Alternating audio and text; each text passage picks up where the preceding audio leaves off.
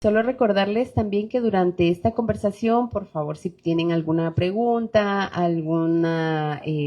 pues algún comentario, puedan ir tomando nota. Al final vamos a tener un espacio.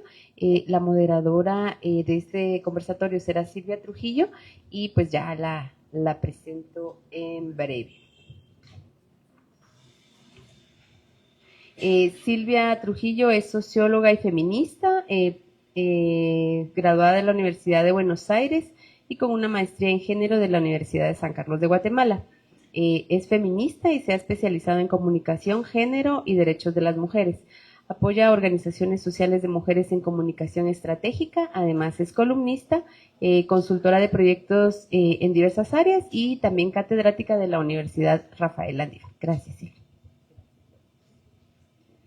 Bueno, muy buenas noches a todas, todos, todes. Gracias, bueno, primero gracias a Ocote por la invitación, primero a escribir y bueno, luego a moderar este espacio. Yo antes de presentar a mis compañeras en la mesa, quiero, bueno, hablar un poco de esta fecha, ¿verdad? Porque hoy, 29 de octubre, no es casualidad que estemos aquí reunidas, reunidos, porque desde hace ya unos años, de hecho desde 2023, Naciones Unidas utiliza la fecha del 29 de octubre justamente para llamar la atención sobre el tema de los cuidados y para poner además en evidencia que en general hay una sobrecarga de trabajo en las mujeres.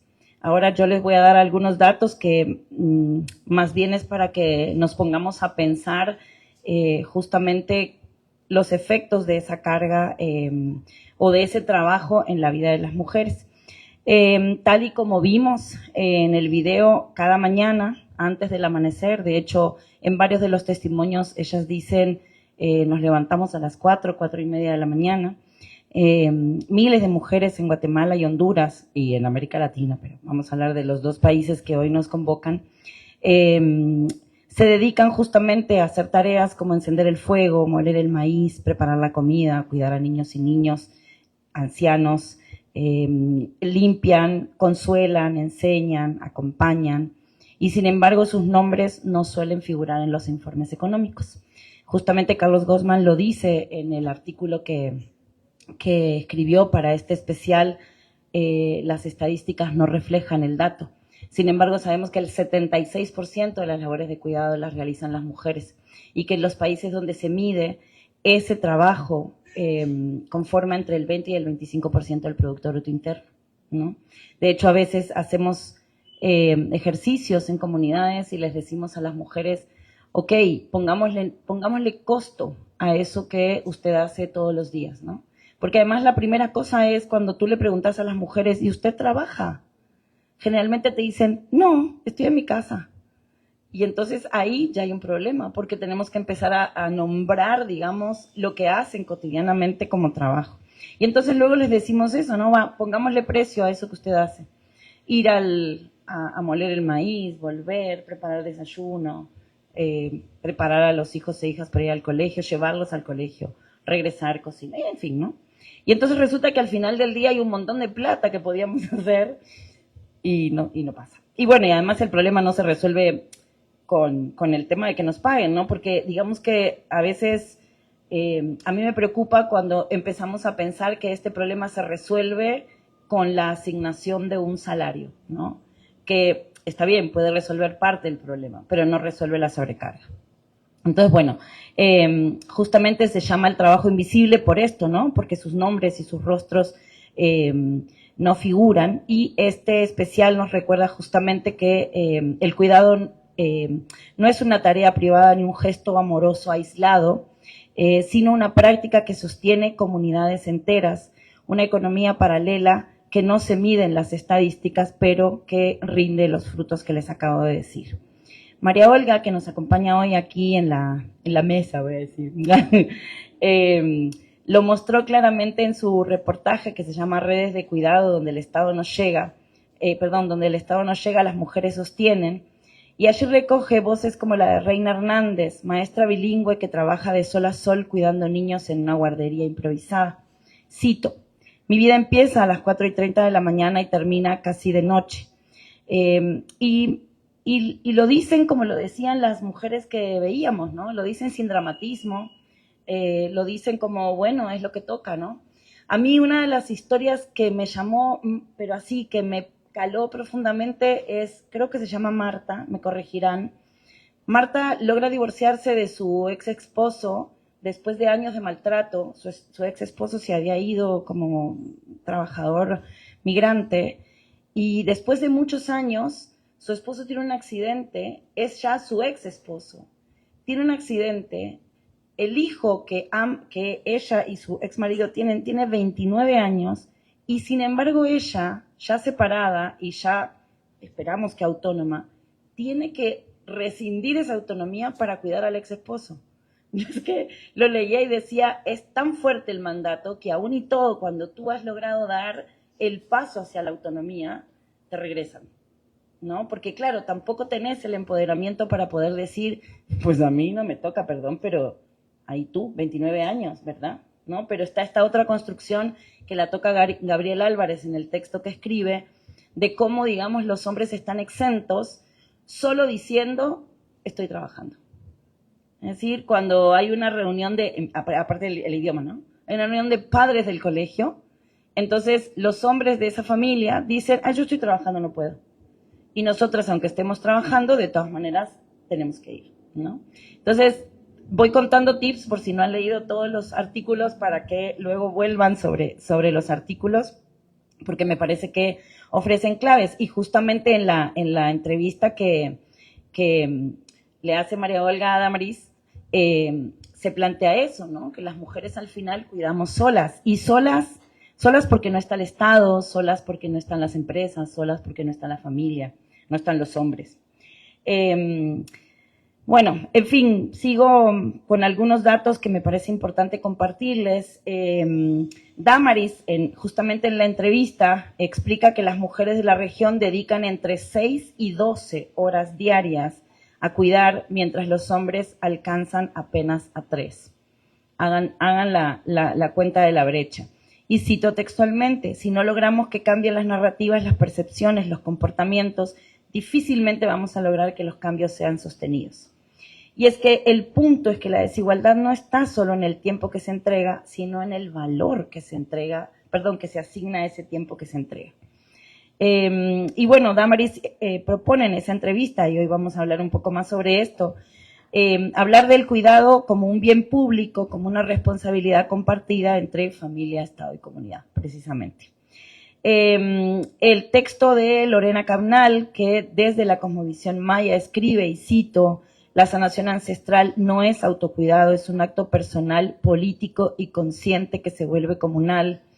Y ahí vuelvo sobre una cita de Audre Lorde que yo pongo en mi texto. A mí me pidieron hablar del autocuidado y me parece fuertísimo cuando una de estas mujeres dice, yo creo que me olvidé hasta de ser mujer por ser madre, ¿no? Ahí como las alertas enormes, ¿no? Y Audre Lorde decía, cuidarme a mí misma no es indulgencia, es autopreservación y es un acto de guerra política, ¿no? Entonces me parecen como claves que de todas maneras ahora vamos a retomar. Y bueno, ya para cerrar estas palabras, decirles que esta conversación que hoy vamos a tener pretende justamente abrir un diálogo entre quienes investigaron y quienes narraron, entre quienes sostienen la vida y quienes la cuentan, porque también me parece un acto súper importante hablar de esto, porque es que si no, se sigue normalizando el silencio y la invisibilización. Entonces ponerle nombre, pero además ponerle nombre como problema, nos vuelve la mirada desde otra perspectiva y creo que es sumamente importante. Y al final decir que cuidar no debería ser sinónimo de cansancio ni de deuda. Cuidar debería ser, y ahí se supone que apuntamos a tejer comunidad, a reconocernos frágiles y humanas y humanos, y quizás, como dice Lorena Cabnal, sanar en comunidad porque tú soy yo y yo soy tú, esta noción del In Lak'ech que se maneja en muchas comunidades y pueblos. Y entonces, con todas estas palabras, ya me callo, si me deja la tecnología, ahí me dejó. Y entonces ahora sí voy a presentar a quienes me acompañan. Damaris Ruiz es feminista y defensora de la justicia social, Tiene 25 años de experiencia en organizaciones locales, redes feministas y ONGs internacionales. Es fundadora de The Sherwood Way, hoy Acá pa' Acá, ahí nos contarás tú, una red que promueve debate y propuestas para una cooperación internacional transformadora, feminista y descolonial. Ha ocupado cargos estratégicos en Oxfam y actualmente es directora para Centroamérica en WeEffect, donde promueve agendas de cuidado, vivienda, cooperativa y justicia climática. Y, como ya les conté, es una de las participantes de este especial de cuidados de Agencia Ocote. María Olga Domínguez Ogalde es periodista. A través de los años se ha especializado en radio y podcast. Actualmente es la periodista de Radio Ocote, El Podcast, en Agencia Ocote, en donde cubre historias sobre medio ambiente, género y diversidad sexual. Anteriormente trabajó como productora y conductora de su propio programa en Radio Sónica 106.9, una radio juvenil con enfoque social en Guatemala. Hace parte de la colectiva de comunicadoras y diseñadoras gráficas Resisters, es becaria de Creadoras Camp 2021 y Playa Creadoras 2022.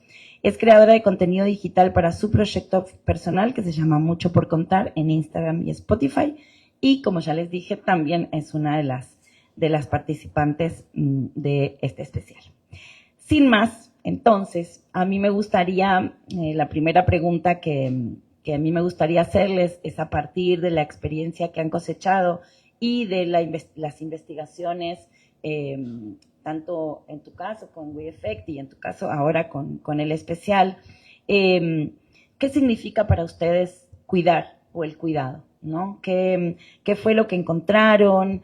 Y sobre todo en contextos de precariedad institucional o de omisión del Estado. Eso, ¿qué significa para ustedes cuidar? No sé quién quiere empezar. Bueno, muy buenas noches a todas y todos y a todes. De verdad que es un gran gusto poder estar esta noche compartiendo algunas reflexiones, pero también tratar de rescatar propuestas que se están haciendo en diversos espacios alrededor de la agenda de los cuidados, siendo una de ellas la corresponsabilidad de los cuidados. Y por supuesto felicitar a Ocote por haber empujado este proceso que es súper lindo y que estoy segura que no se va a acabar el día de hoy, o sea, va a tener un montón de recorrido, porque además los productos también estoy muy segura que pueden ser de enorme utilidad para las organizaciones en las comunidades en donde están realizando sus procesos. Bueno, ¿qué significa cuidar? Yo creo que conecta con algo que Ocote ha colocado con mucha fuerza, ¿verdad? En este proyecto, que cuidar es sostener la vida, pero entendiendo la vida en su conjunto, ¿no? O sea, no solamente estamos hablando de la vida de los y de los seres humanos, sino que estamos hablando de la vida del planeta también, ¿no? Y ahí entonces conectamos un montón con lo que nos plantea la propia Lorena, de conectar el cuidado con el cuidado de la tierra, del agua, de los árboles, de los animales, etc. Y por supuesto, aunque los cuidados en su conjunto sean imprescindibles, o sea, sin los cuidados no podríamos vivir, sin cuidados no tendríamos sociedades, o sea, sin cuidados no se sostienen las economías, aún así es algo totalmente invisibilizado, que no se reconoce, no se le da ningún valor desde ningún sentido, y desafortunadamente es algo que de forma injusta recae fundamentalmente en las mujeres. Y entonces los cuidados tienen como esa doble dimensión, ¿no? O sea, por un lado esa dimensión de que sin ellos es imposible hablar de sociedades y de vida, pero por otro lado, al ser injustamente distribuido, ¿verdad? O asignado, porque en el caso de las mujeres nos han asignado como que naturalmente nos corresponde cuidar, al estar entonces las mujeres con esa sobrerecarga, se vuelve entonces un aspecto que termina reforzando las desigualdades, fundamentalmente las desigualdades de género.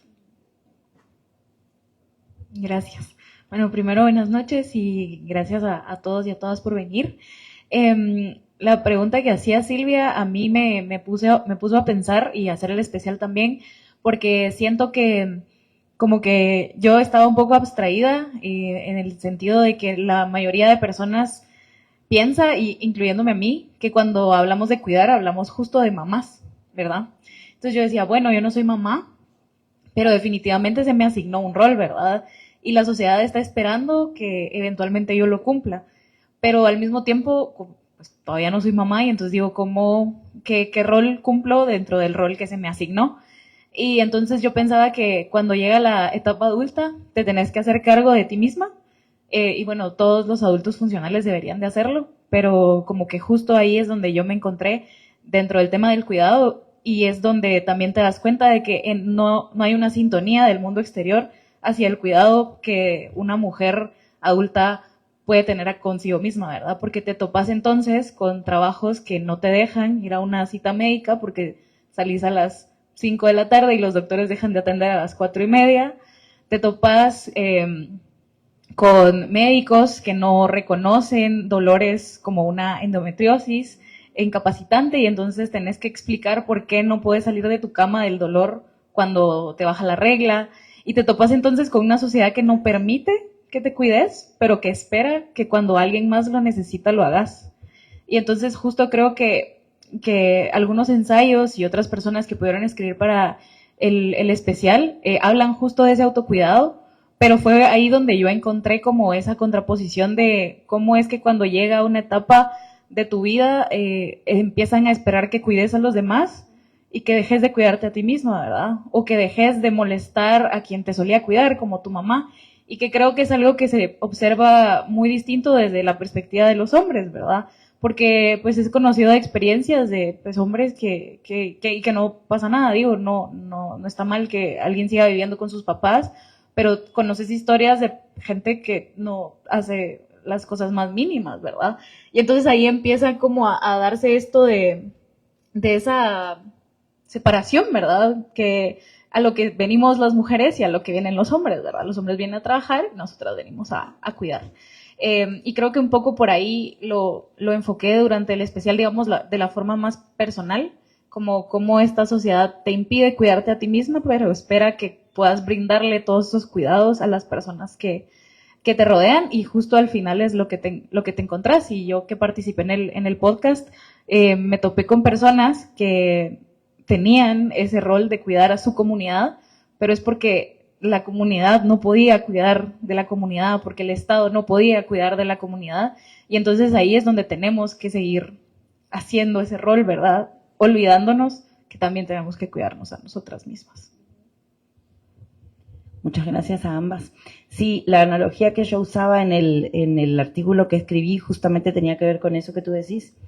Decía, bueno, si pensamos que a nosotras las mujeres desde niñas nos ponen a subir peldaños, ¿no? Y mientras tú cumplas con lo que se espera de ti, tú vas subiendo ese peldaño bien, ¿va? Pero si en algún momento tú te atreves a denunciar que tú estás cansada y que tenés derecho a decir no, entonces bajas varios peldaños de una vez. Porque en realidad, ¿cómo se te va a ocurrir decir que estás cansada o que te duele el cuerpo o que simple y llanamente no tenés ganas? Porque bueno, es parte de lo que no se espera y de lo que no está permitido. Y por otro lado, y después quiero profundizar contigo, Damaris, justamente el tema de impacta en la salud, impacta en el desarrollo, pero cómo impacta también en la participación política. Ahorita llegamos por ahí, voy a invertir un poco el orden y me voy a ir con María Olga, justamente en este rol que la comunicación tiene. Yo creo que los medios, y por eso me parece tan importante este especial, tienen este rol fundamental que por un lado pueden reproducir la narrativa dominante, pero por el otro lado tienen una potencia de, pues eso, ¿no? De crear contranarrativas, de contrastarla. Y lo que me pareció súper interesante en la forma como recopilaste y contaste estas historias es que no había esta lógica revictimizante, ¿no? De víctimas perpetuas, porque además no solo cuidamos, sino que está como instalado este imaginario o esta norma social de siempre somos víctimas, ¿no? Y me parece que justamente una de las maravillas del especial es que no hay eso, porque está justo lo que decía Valeria por ahí, no hay como esta idea de, tampoco de ser heroína porque cuidas, pero simple y llanamente porque sos humana, porque el cuidado se hace en esta lógica del mandato, pero también hay ternura, también hay amor, ¿no? Entonces, y sí, otra vez, sin romantizarlo, pero entonces quiero preguntarte, ¿cómo pensás justamente que el periodismo puede contribuir a cambiar la narrativa sobre quienes cuidan? Y, no sé, algunas claves de cómo tú lo fuiste construyendo estos relatos. Gracias, Silvia. Pues creo que al principio también fue un reto como equipo y desde decisiones editoriales pensar eso, ¿verdad? Como, ¿cómo hacemos que esto no se vea como esta historia de, o que sea así como, ay, qué linda, o sea, como hace todo esto por sus hijos o hace todo esto por su familia, pero que al mismo tiempo darle ese valor porque sí hace todo eso por sus hijos y sí hace todo eso por su familia. Entonces, creo que el punto era un poco quitarle el estigma de alguna manera, porque siento que justo si cuando vemos en los medios como alguien cuidando, o pasa muy desapercibido y es como, sí, lo de todos los días, o es justo desde la revictimización, ¿verdad? Entonces, un poco plantearlo como algo natural y que del cuidado se sostiene la vida, justamente. Y creo que esa fue la clave como para construir las historias y que se vieran de esa manera, porque no es algo extraordinario, porque no somos heroínas o no son heroínas por hacerlo, pero tampoco es algo que pasa desapercibido, porque sin esos cuidados, o sea, el mundo no funciona, ¿verdad? Y a mí me chocó bastante escuchar a Reina, que es justo una de los personajes principales del podcast, por si no lo han escuchado. Ella pues es una mujer muy joven que tiene una guardería y que ella se dio cuenta que en su comunidad había esta necesidad porque los hijos pues, o sea, ya crecían y luego los papás no podían como atenderlos y ella era maestra y le terminaban pagando horas extra para que se quedara con los niños después de dar tutorías. Entonces a veces la tutoría era de 3 a 4, pero le decían, mire, por favor, quédese hasta las 7. Y ella así como, bueno, pero págueme, va. Y entonces le pagaban, pero entonces ella dijo, bueno, o sea, pareciera que hay una necesidad. Y entonces, pues creó esta guardería que es privada, o sea, no es del Estado, es una guardería privada. Pero a mí lo que me impactó fue llegar a esa guardería y literal la imagen era de una señora, bueno, una chava, porque realmente no era grande, embarazada, postrada así como en una silla de sol y habían 3 niños de este lado haciendo tareas, ella con un bebé acá y era como, bueno, sí, 5 por 5, ¿cuánto es? Y el niño estaba tomando pacha y ella se estaba trabajando. Entonces también cómo mostrás eso como una realidad y no como algo de pobre reina, ¿verdad? Porque era su realidad y sin esos cuidados que ella brinda en su guardería, los papás no podrían trabajar porque sus hijos no los podría cuidar nadie. Entonces fueron tomar elementos de la vida real y mostrarlos. Y creo que eso fue lo que logramos hacer con el especial para que no pasara desapercibido el cuidado y para no hacer algo normal esta imagen, pero también no hacerla algo como fuera de lo común. Entonces un poco por ahí creo que fuimos construyendo esto y a mí sí creo que al final cuando pensás en el cuidado como algo que sostiene la vida, entonces te empiezas a dar cuenta de todos los cuidados que te rodean, ¿verdad? Y las cosas tan pequeñas que van sumando para que uno esté haciendo lo que está haciendo fuera de su casa. Y un poco también creo que a mí me interpeló mucho este especial en ese sentido porque pues me puse a pensar como todo lo que las personas a mi alrededor han hecho para que yo pudiera estar donde estaba, pero especialmente las mujeres de mi familia. Y pensando para atrás, de verdad, como en mi abuela, en mis tías, o sea, como que al final sí te das cuenta que esos cuidados están permanentemente ahí y también creo que una de las cosas que apareció en mi cabeza fue esto de qué lindo es decirse provida como de título, pero qué difícil es sostener la vida en realidad, porque requiere de mucho esfuerzo y de poco reconocimiento y de nula retribución. Entonces, creo que un poco por ahí, no sé si ya me desvié un poco el tema, pero un poco por ahí fuimos construyendo esas historias y de hacerlo algo que no se mira y no ponerlo como, ay, pobre, sino como, esto es lo que pasa todos los días. Cuando tú te vas a tu trabajo, esta señora hace todas estas cosas para que puedas ir al trabajo. Sí, es que justo, para mí esa es justamente la clave, es transformar en historia lo que usualmente no es historia en la agenda mediática. Yo tengo un ejercicio que a veces hago con mis estudiantes y les digo, bueno, imagínense que los mandan a cubrir una toma de tierras, ¿no? Y lo primero que dicen es una invasión, no, una toma de tierras. Y entonces, ¿qué harían, no? ¿A quién entrevistarían? Y fijo te dicen, al dueño de la tierra, al señor que es como el líder comunitario y al alcalde o al de la policía, ¿no? Porque esas son las historias que se cuentan. Y entonces yo justamente les digo, ok, ¿y quién está atrás viendo dónde está el río, viendo qué se cocina, cómo se calientan las tortillas? Ah, están las mujeres, ¿no? Y porque esas historias no son historias para la agenda mediática, porque en la medida que justamente no les damos esa relevancia, tampoco son importantes para quien te lee o para quien te escucha. Entonces me parece que ahí hay una clave interesante justamente de esas son historias. Y me parece bien importante.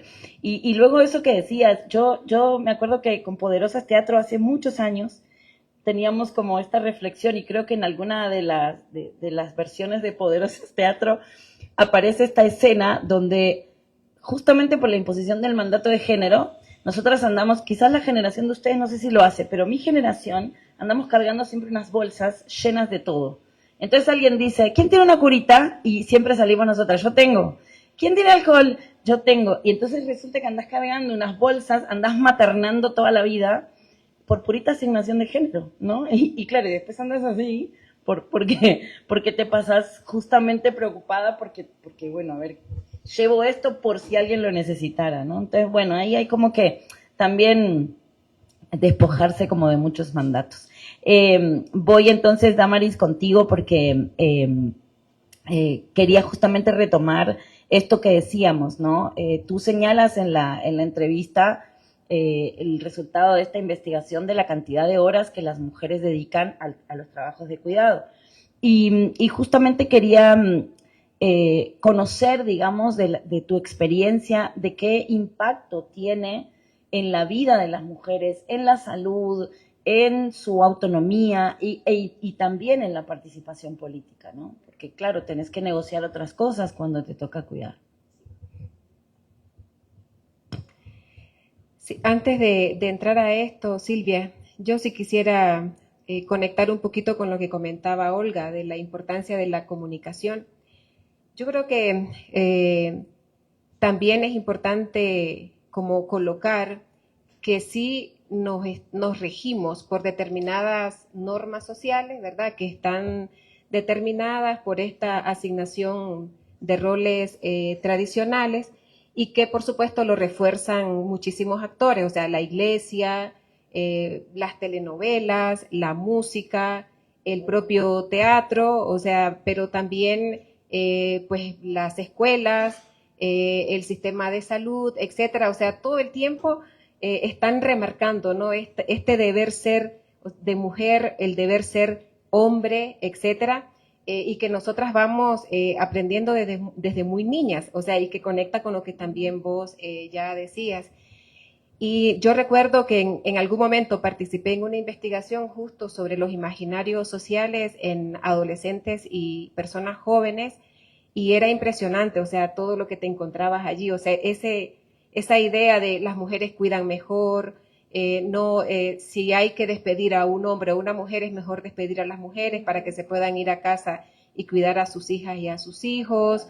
Si una mujer sale a trabajar, sus hijos sufren abandono, o sea, todas esas ideas súper instaladas, ¿no? En los imaginarios. Y ahí entonces la comunicación como la que hace Ocote y otras personas también, o sea, cobra entonces una enorme relevancia porque es una voz disidente, una voz distinta, una voz alternativa, ¿no? Y volviendo entonces a la pregunta, bueno, lo que hemos visto y que yo creo que seguramente cada una y cada uno de ustedes tiene un ejemplo para compartir, es que esa injusta distribución de las tareas de cuidado pues termina negando todos los otros derechos para las mujeres. Y yo puedo poner de ejemplo a mi mamá. Ya, o sea, por ejemplo, mi mamá, ¿cómo iba a tener tiempo para estudiar? nosotras somos 6 en nuestra familia y además mi mamá cuidaba los chanchitos, las gallinas, las 2 vacas que teníamos, etcétera, etcétera. Entonces era imposible eso. Mi mamá nunca se fue a hacer un chequeo médico, o sea, nunca. Era así como solo cuando ya se estaba, sumamente grave, podía ir entonces a hacerse un chequeo médico. Y ni digamos que mi mamá podía tener tiempo para la participación política, o sea, no estoy diciendo partidaria, o sea, la posibilidad de organizarse, de ir a una reunión, a una capacitación, ¿con qué tiempo? O sea, mi mamá vivía todo el tiempo trabajando. Ya, y las mujeres del campo todavía viven unas cargas adicionales, ¿no? O sea, porque mi mamá tenía que ir a traer el agua al pozo, ir a lavar a la quebrada, o sea, era como una gran cantidad. Y ahora, con todo el tema del cambio climático, entonces las mujeres tienen que recorrer más kilómetros para traer la leña, para recoger el agua, etcétera. Entonces, y la propia CEPAL, ONU Mujeres, Claxo y todas otras entidades que han hecho análisis profundo, lo demuestran con datos, ya, o sea, hay una conexión directa entre sobrecarga de cuidados y negación de todos los otros derechos para las mujeres. Por ejemplo, en WIEFET trabajamos varios programas. Uno de ellos es el empoderamiento económico de las mujeres. Entonces, cuando no se trabajaba la perspectiva de cuidados en los proyectos de empoderamiento económico de las mujeres, lo que terminábamos haciendo era fortaleciendo la sobrecarga de cuidados, de trabajos en las mujeres. Porque entonces ahora las mujeres no solamente cuidaban en casa, sino que también traían los ingresos. Ya, y muchas mujeres cuando contaban cómo lo hacían, efectivamente lo hacían de esta manera. Nos levantamos a las 2, 3 de la mañana para poder dejar lista el desayuno, también la comida que lleva mi esposo para su trabajo, y además de eso, tengo que garantizar de que yo pueda regresar a las 2, 3 de la tarde a la casa, ¿verdad? O sea, entonces era como sigue siendo una cosa totalmente abrumadora, ¿no? Entonces, ¿a qué precio las mujeres terminan accediendo a trabajos remunerados o a qué precio las mujeres pueden participar en iniciativas económicas? Miren, recientemente en Honduras nos propusieron hacer un trabajo chiquito de participación política, pero esta sí era partidaria, y cuidados, ¿verdad? Y entonces es interesante, porque los hombres que se candidatean, ¿verdad?, tienen todo el tiempo, ¿no?, para irse a promover a las comunidades, etcétera. Las mujeres no. Ya, ¿con qué tiempo las mujeres se van a ir a juntar, ¿verdad?, con otras personas en otras comunidades, a vender sus programas, etcétera? No lo pueden hacer. Entonces, de nuevo, es como una carrera sumamente desigual, porque la mochila que las mujeres cargan para poder avanzar, ¿verdad?, en lo que deberíamos de avanzar de manera conjunta, hombres y mujeres, pues para ellas es muchísimo más complicado. Yo no sé si ustedes han visto este dibujo en donde hay un hombre y una mujer que están corriendo, ¿verdad? Están en una carrera. Y entonces ella lleva atrás los sartenes, las niñas y los niños, el esposo, que verdad que no debería de necesitar que lo cuide, el esposo, etcétera, etcétera, y mientras el hombre va corriendo, ¿verdad?, solito sin nada. O sea, y por supuesto que él va a ganar la carrera, ¿verdad? O sea, y algo también interesante que salía en la encuesta del Trifinio es que también las mujeres estamos cuidando a personas que no necesitan cuidado. Y yo creo que también eso es un aspecto que necesitamos tomar en cuenta. Sí. Es que por eso yo decía, ¿por qué si este señor que se llama Carlos y que está enfermo tiene un hijo de 29 años, es Marta la que tiene que renunciar a esa autonomía para cuidar a su ex esposo? Es justamente eso que decís, ¿no? Y con respecto a los partidos, les hemos dicho 1000 veces, porque cuando nosotras increpamos a los tomadores de decisión y les decimos, tenemos porcentajes de participación política bajísimos, porque los partidos políticos no son capaces de aplicar mínimas decisiones para que la cosa cambie, te dicen, nosotros abrimos la puerta, las mujeres no quieren venir. Y entonces ahí es donde yo les devuelvo la clásica pregunta, ¿a qué hora hacen las reuniones del partido? A las 6 de la tarde porque es a la hora que terminamos de trabajar. Ah, bueno, claro, a esa hora ellas no van a poder ir jamás, porque están cumpliendo las tareas de su rol histórico asignado, ¿no? Entonces, bueno, hay muchas cosas que discutir que justamente por estar normalizadas es que no las vemos como problema. Y por eso es que me parece importante nombrarlas. Bueno, vuelvo contigo, Damaris. Ya vamos a ir cerrando esta parte para abrir también el diálogo con quienes nos acompañan hoy, pero me gustaría en la entrevista que se publicó, tú justamente señalas, digamos, esta idea de todo esto se sigue resolviendo en el mundo privado porque hay ausencia de otros actores. Y me gustaría que nos contaras un poco justamente qué tendría que cambiar, qué tendrían que hacer esos otros actores para ir caminando paulatinamente a una sociedad un poco más equitativa. Bueno, entre los actores que deberían de asumir responsabilidad con esto, primero está el Estado.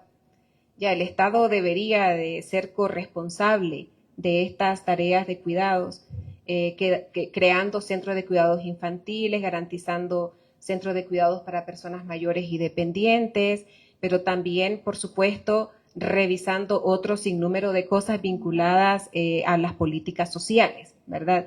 Y por esa razón es que tanto ahora se está haciendo énfasis en la necesidad de los sistemas de cuidados. Y en muchos países lo que han hecho es integrar los sistemas de cuidados a la política de protección social. Y aquí en la región tenemos unos buenos ejemplos, o sea, el Uruguay es pionero con eso, ahora están preocupadísimos cómo integrar los cuidados para personas mayores, ¿verdad? Porque ellos sí están, y ellas muy avanzados en eso. Exactamente, ¿verdad? Entonces, los estados tienen una enorme responsabilidad en esto, pero desafortunadamente en nuestros países, sobre todo en Centroamérica, o sea, si podemos contar avances, son muy, pero muy chiquititos, o sea, y a veces son muy como declaratorios, ¿no? O sea, se dice que vamos a avanzar, puede ser que se aprueben algunos programas concretos o iniciativas, pero luego no se le asigna financiamiento o cambia de gobierno y ese gobierno ya no lo reconoce porque no son políticas como tal. Entonces, los estados deberían de crear como condiciones materiales, físicas, ¿verdad? Para que no recaiga en los hogares, y cuando decimos hogares, en las mujeres, esta tarea de estar sosteniendo la sociedad y cuidando. Pero además de eso, los estados deberían de trabajar y comprometerse a tratar de transformar esas creencias y esos comportamientos, ¿verdad? Vía la educación, por ejemplo, ¿verdad? O sea, cómo a través de los sistemas educativos podríamos ir enseñando a las niñas y a los niños, ¿verdad? A las niñas la corresponsabilidad de las tareas de cuidado. Y por otro lado, por supuesto, tenemos a las empresas privadas. Por supuesto que las empresas privadas son de los que más ganan también de esto, ¿no? O sea, y yo recuerdo a una feminista española, que se me olvidó ahora el nombre, ella siempre la voy a recordar porque ella nos decía en una clase, o sea, las mujeres que cuidan, o sea, las mujeres que cuidamos, lo que hemos hecho es poner en el mercado, a disposición del mercado, la vida entera de los hombres.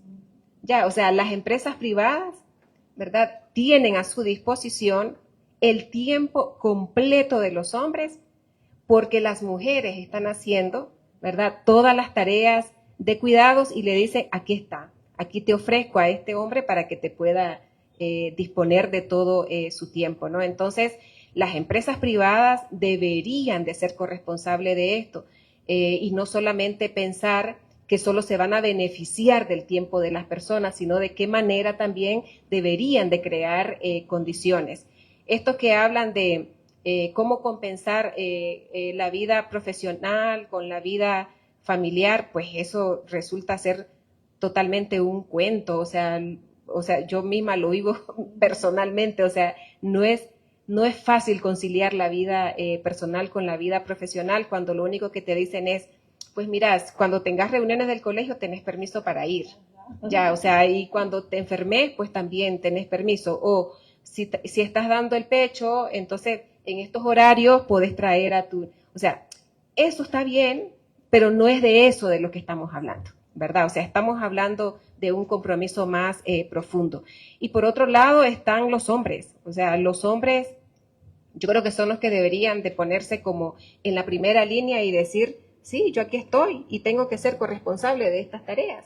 O sea, no pueden ser solo receptores de los cuidados, o sea, tienen que también cuidar, o sea, y cuidar y ser, y asumir que si están siendo parte de un hogar, pues también tienen allí unas tareas que desarrollar, o sea, ya sean hijos, ya sean parejas, lo que sea, ¿no? O sea, desde el papel que corresponde, porque lavar, cocinar, bueno, hay mujeres que hasta le preparan la ropa a sus esposos y se las ponen en la cama, ¿verdad? Y luego se enojan porque no le combina, ¿verdad? Entonces es como, así como, wow, o sea, de verdad que es una dimensión que vos decís, de plano, o sea, eso existe todavía y saben que yo escuchaba una historia, y lo voy a hacer muy cortita, de una chica que decía que su mamá hasta vestía al papá. Y yo decía, o sea, en serio, pero era inútil el señor o qué. No, o sea, es que él no podía, o sea, mi mamá tenía que vestirlo. Y entonces, o sea, pero existe todo eso todavía. Entonces, así como en resumen, decir que los estados, las empresas privadas y los hombres tienen que asumir su parte. O sea, y no se trata de decir yo ayudo, o sea, es hacer la parte que le corresponde. Y por supuesto, también hay muchas mujeres que solemos decir, no, si él me ayuda. Ya, entonces vos decís otra vez, reafirmás, no, es que es mi tarea y él a veces me ayuda, ¿verdad? Él a veces me ayuda con las tareas de los niños. No, si él a veces lava los trastes, él me ayuda, ¿verdad? Pero no estamos hablando de eso y por eso, o sea, también las feministas, la invitación que hacemos es a que no solamente nosotras, las mujeres, seamos las que hablemos de estos temas, o sea, que también los hombres hablen de estos temas, sean autocríticos, sean críticos, propositivos y, por supuesto, empezar a dar el ejemplo. Sí, y ahí también tener en cuenta que, o sea, yo siempre me hago esta pregunta de por qué tú renunciarías a un privilegio, ¿no? Siempre me la hago porque, y siempre cuento esto y lo digo públicamente porque le agradezco muchísimo a Aura Cumes, que estábamos en una reunión una vez y ella dijo, bueno, es que todo lo que ustedes tienen en alusión a las mujeres ladino-mestizas, a nosotras nos falta, dijo, ¿no?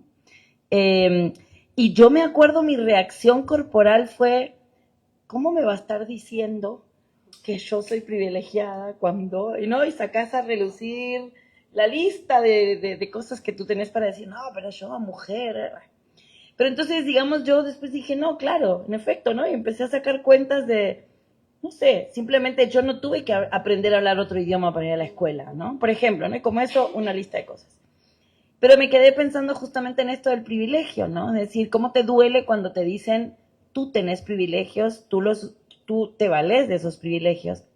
Y entonces ahí va la reflexión hacia los hombres, ¿no? ¿Por qué dejarías tú de lado un privilegio si para ti es súper cómodo llegar y tener todo listo, ¿no?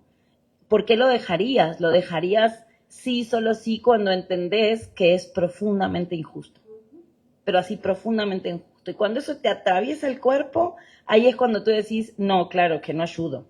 Es que hasta que no democraticemos las labores de un espacio que compartimos, para ningún lado, ¿no? Digo, seguiremos en estas. Y entonces vuelvo contigo y ya prometo que ahorita cierro y abrimos el diálogo, pero quisiera preguntarte, María Olga, ¿qué reflexiones te dejó a ti este ejercicio, ¿no? Porque al final también creo como que aparecen ciertas resistencias cotidianas, ¿no? Hay como estas historias a contrapelo. Yo me quedo pensando, por ejemplo, en estas 3 mujeres corregime, Chiquimula, que primero arman el comedor y que preparan 30, 35 almuerzos y no sé qué, pero luego te dicen, bueno, pero además nos dimos cuenta que las mujeres adultas mayores las viudas tenían como, bueno, necesidades de hablar de otras cosas y entonces organizamos, digo, para mí esas son historias de resistencia, ¿no? Y entonces, ¿qué significó para ti hacer este ejercicio? Creo que es algo que digamos, como periodistas, como que te enseñan a mantener esta distancia, ¿verdad? Pero al final creo que una en su ejercicio siempre guarda justo esas experiencias y reflexiones. Y yo recuerdo mucho a estas tres señoras porque además eran súper adorables. Ya eran grandes, estaban en sus 60 años, eran jubiladas, entonces también un poco ahí el tema del tiempo. Yo recuerdo haberles hecho esa pregunta, ¿verdad? Pero cómo manejan hacer esto y además su vida, y ya pues mis hijos ya están grandes, un poco como esta cosa de ya no tengo estas otras cargas, pero me ocupo de algo que el Estado debería de estar haciendo, ¿verdad? Entonces, primero me impactaba un poco el tema de la caridad y de la religiosidad, porque te das cuenta cómo es que en muchos lugares son estas comunidades eclesiales las que sostienen como las cosas, ¿verdad? Pero es triste porque entonces no se sostiene a través de, o sea, claro, qué lindo, pero ¿quién va a continuar? Y justo así va terminando el episodio, este episodio, porque entonces es como, yo espero que haya alguien bueno que cuando nosotras no estemos se haga cargo de esto. Pero ¿cómo nos sostenemos a través de, es que tal vez en 10 años va a haber alguien bueno, ¿verdad? Y entonces lo que pasa es que no necesariamente va a ser alguien bueno, va a ser alguien a quien le enseñaron desde pequeña que tiene que cuidar. Y entonces así vamos pero no va a venir de un lugar de tengo que ayudar a mi comunidad, sino también un poco de tengo que hacer esto porque se me manda, porque me toca. Pero creo que también ahí es donde vas viendo los matices, porque al final a ellas no les tocaba hacer esto y lo decidieron. Y entonces creo que también ahí está esta parte de no somos víctimas, ¿verdad? Las mujeres tienen agencia y actúan conforme sus convicciones y creencias, y estas mujeres creo que eran un gran ejemplo de eso, porque era como, sí, claro, eran, imagínense, mujeres de Oriente, o sea, ellas eran de ahí, de Chiquimula, San José la Arada, entonces seguramente los mandatos patriarcales eran diferentes y más fuertes que los que las mujeres en la ciudad los tenemos. Pero aún así lo hacían, y lo hacían porque les llenaba, por Dios, por muchas otras cosas, y entonces también digo, las mujeres tenemos agencia. O sea, esto no se trata tampoco de una historia donde somos pobres víctimas, sino también donde creo que las mujeres, porque han cuidado la vida durante siglos, se han dado cuenta de que sin ese trabajo la vida no puede suceder. Y es triste que entonces sea un mandato y no algo que todos y todas sepamos para que todos y todas lo hagamos, ¿verdad? Entonces, creo que esas reflexiones fueron quedando en mí, como el tema de la agencia, que creo que es muy importante recordarlo cada vez que vamos a campo, a hacer campo, porque no vamos y es como, ay, pobre esta gente, ¿verdad? Sino, no, o sea, todo el mundo está tomando decisiones con lo que tiene y con lo que puede, pero está tomando decisiones. Y bueno, también creo que lo que decías era muy importante, ¿verdad? Como estas historias que nunca se cuentan, y que cómo es que seguro este comedor de señoras, bueno, de mujer, gestionado por señoras, o esta guardería, seguro todos y todas conocemos una historia similar. Y que si todos y todas nos pusiéramos este skin de periodistas, seguramente encontraríamos algo que contar en nuestra propia casa, en nuestra propia familia. Y entonces creo que si todos pusiéramos los ojos en esas historias que nunca se cuentan, nos percataríamos de que así es como ha sucedido la vida, ¿verdad? Desde el trabajo invisible, justamente. Entonces creo que un poco por ahí fueron mis reflexiones, y también la interpelación personal, ¿verdad? De decir cuántas veces me cuidaron y cuántas personas me cuidaron para que yo esté haciendo lo que estoy haciendo. Y no solo las personas como lo que mencionabas tú, ¿verdad? De los hombres que trabajan, sino incluso la academia. O sea, ¿cuántos académicos están en la academia y académicas también? Porque las mujeres hicieron un trabajo de cuidado para que pudieran dedicarse a estudiar. Entonces creo que es una cosa que uno se puede ir dando cuenta, y que creo que es un ejercicio que en cualquier momento alguien puede hacer, y no necesita hacer un especial periodístico para empezar a pensar cuántas personas te han cuidado para que estés donde estás ahora. Muchísimas gracias a ambas. Gracias, Silvia. Ha sido súper enriquecedor la conversa, y la verdad es que daría para seguir conversando porque cada cosa que hice yo, y claro, ahí hay que decir algo más. Pero bueno, ahora queremos como abrir un poco el espacio para comentarios, preguntas, cuestionamientos. No se vale zapatazos porque eso es violencia. Buenas noches. Hola, buenas noches. Voy a intentar ser lo más puntual con mi pregunta, pero honestamente tengo mucha lluvia de ideas, así que si me ayudan un poquito a direccionarla, estaría bien. Así que voy a intentar ser lo más claro posible. ¿Cómo creen que podrían ustedes abordar este tipo de conversaciones con personas que somos disidentes ya a la estructura heterosexual y patriarcal? ¿Cómo podemos abordar este tipo de conversaciones cuando al mismo tiempo cambiamos muchas cosas de la estructura heterosexual patriarcal, pero al mismo tiempo también arrastramos muchísimas cosas de machismo, misoginia y racismo y un montón de cosas que vienen de la estructura patriarcal? Pero ¿cómo podemos abordarlo nosotros y nosotras y nosotres como comunidad cuando somos muy nuevos de por sí en la estructura social, como para saber cómo podemos llevar este tipo de conversaciones cuando el mismo machismo ya nos afecta mucho como comunidad? Cuando, por ejemplo, un hombre femenino es mucho peor visto que un hombre igual gay o homosexual que se expresa de una forma más acercada a lo que es aceptado socialmente como un hombre. Entonces, ¿cómo podemos al mismo tiempo como cuestionarnos tantas cosas de qué es ser hombre, qué es ser mujer? Y bueno, ir un poquito más allá también, incluso replicando la estructura monógama, que es la más aceptada. No sé si me estoy saliendo mucho del guacal, pero va un poquito por ahí mi pregunta. ¿Cómo podemos nosotros, ya que nos salimos un poquito de la estructura, saber cómo abordar este tipo de temas cuando de por sí no se trataría de el matrimonio de un hombre y una mujer? ¿Cómo sería cuando son dos personas con identidades X y X? ¿Cómo se pueden abordar este tipo de temas cuando ya arrastramos muchas cosas de por sí con todo este contexto?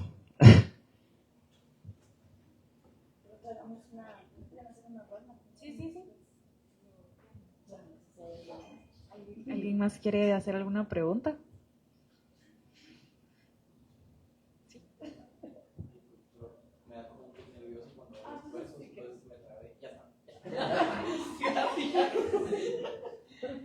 Hola, buenas noches. Yo también quería agregar, o sea, como que mi pregunta iba un poco abonada a esto, y a mí como que, yo creo que cada vez que vengo como a una fogata o algo así, expongo mis traumas, entonces, perdón.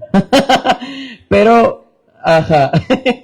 Y bueno, a mí como que me pareció interesante este trabajo de los cuidados porque, bueno, ajá, hay como muchas historias como de violencia doméstica en donde las infancias como que hemos asumido cosas que no estábamos capaces de asumir.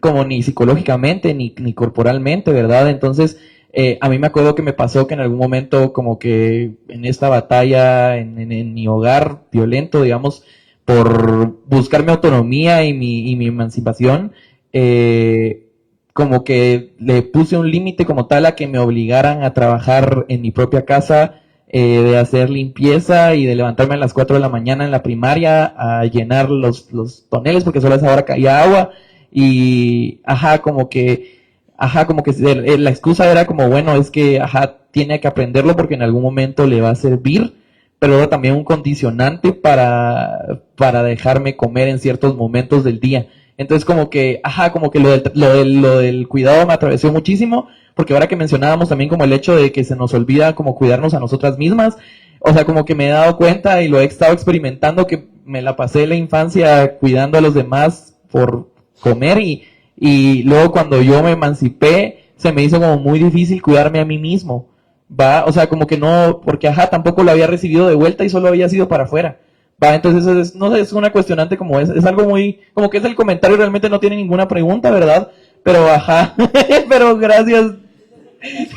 Era una catarsis. Sí, pero bueno, eso, entonces como que ajá, el cuidado también como hasta en qué momento, cuándo lo comenzamos a hacer también, o sea, digamos, en estas historias de mujeres, ¿desde cuándo fue? Porque no creo que sea precisamente después de los 18, quizás empezamos antes, ¿va? ¿Desde cuándo antes? ¿Va? Y eso cómo definió también la forma en la que nos relacionamos con nosotras mismas también, ¿verdad?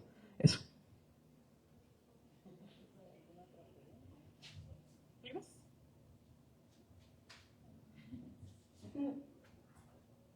Yo, yo pensando, bueno, creo que un poco con lo que decías de cómo la función de los cuidados termina haciendo algo en la forma en la que convivimos con nosotras mismas. Justo otro de los productos que tuvimos en el especial fue el micrófono de Ocote y pudimos ir a la Universidad Rafael Landívar, de hecho, y hablamos con las mujeres, ¿verdad? Y les preguntamos cuánto dedicaban en sus casas versus cuánto se dedicaban a ellas mismas. Y era como, no, es que no hay, ¿verdad? O sea, no hay tiempo, o apenas son un par, como que cuando me meto a bañar, o cosas así. Y me parece bien importante también entender cómo es que estas narrativas de cuidados, que además son bien extrañas y que funcionan para el patriarcado, también nunca se habla del autocuidado, ¿verdad? Y entonces nunca existe esta relación de yo conmigo, sino es yo cómo le sirvo al mundo y cómo le sirvo a los demás y cómo funciono para los demás. Entonces, creo que parte de hablar de cuidados es valioso hablar sobre los cuidados hacia nosotras mismas, justamente porque creo que no hay espacio para hacerlo y porque no se nos permite, ¿verdad? O sea, no es parte de nuestras tareas asignadas, sino siempre es hacia afuera. Y creo que me parece valioso que también el especial lo toque en ciertos momentos, porque nunca nos enseñaron, digamos, más allá de la higiene personal, creo yo, cuándo poner límites, por ejemplo, que son cuidados, y cuándo saber decir que no. Y creo que eso no sucede. Entonces también hablar de cuidados creo que siempre es regresar a esa relación con una misma y saber cómo entendernos, y que ahí ya estás haciendo una incidencia distinta porque te dicen que no lo hagas nunca, ¿verdad? Creo que un poco por ahí, creo que la respuesta de Dios sí te la dejo, Silvia.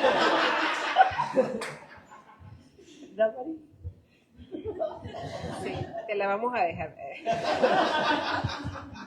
No, yo solo quisiera yo creo que rescatar un poquito las tres dimensiones que justamente ahora que se dijo que los cuidados son un derecho humano, o sea, ahora en agosto de 2025 se reafirmó que los cuidados son un derecho humano en sí mismo, ¿sí?